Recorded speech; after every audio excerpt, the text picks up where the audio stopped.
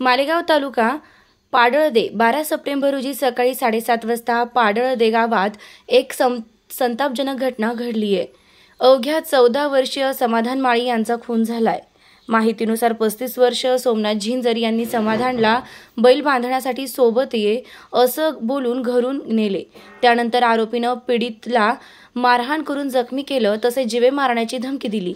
मुलगा घरी परतला नाही। तपासात पोलिसांना समोर आलं की आरोपीने स्वतःच्या विहिरीत मुलाचा खून करून मृतदेह थेट टाकला आहे।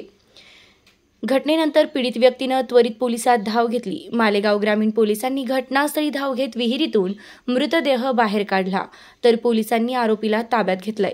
या प्रकरणी भारतीय दंड संहिता 2023 कलम 103(1) तसेच अनुसूचित जाती आणि अनुसूचित जमाती अत्याचार प्रतिबंधक अधिनियम 1989 कलम 3(2) VA अंतर्गत गुन्हा दाखल केला आहे। या घटनेनं गावात मोठी खळबळ उडाली असून अल्पवयीन मुलाचा खून का झाला याचं कारण अद्याप अस्पष्ट आहे। पोलीस तपास सुरू आहेत। निर्भीड रणरागिणी न्यूजसाठी अश्विनी रायते, मालेगाव। कल्पनाबाई बैराम माळी। मना पोऱ्याला त्यानं घी गे असं मला न्याय पाहिजे।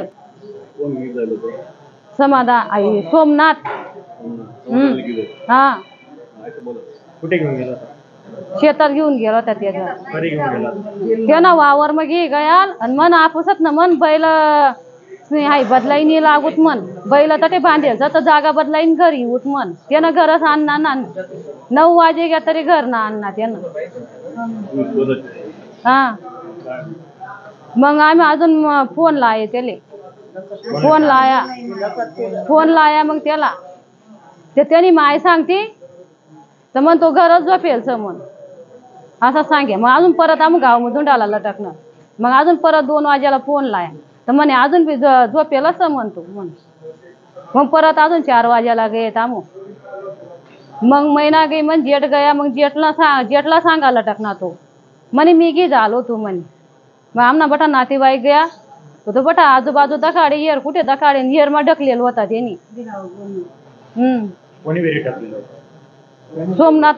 सोमनाथनी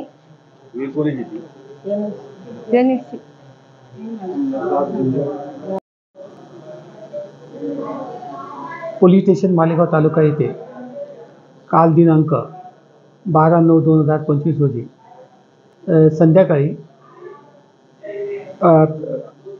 फिर्यादी नामे कल्पना बैराम माळी वय 35 वर्ष राहणार पाडळदे यांच्या 15 वर्षाच्या मुलाला यातील आरोपी सोमनाथ इरामन जिंजर राहणार पाडळदे त्याच्या मोटरसायकलवरती शेतात बैलांना चारा टाकण्याकामी घेऊन गेला आणि त्यानंतर तो मुलगा आला नाही। त्या संशयावरनं पोलीस स्टेशन मालेगाव तालुका येथे फिर्यादी नामे कल्पना बैराम माळी याने त्याचा मुलाचा खून झाल्याबद्दलचे जीवे ठार मारल्याबद्दलचा रिपोर्ट दिल्याने पोलीस स्टेशनला गुन्हा दाखल करण्यात आलेला आहे आणि सोमनाथ इरामन जिंजर पाडळदे याला आम्ही तपासकामी ताब्यात घेतलेला आहे। तपासांती तपास सुरू आहे।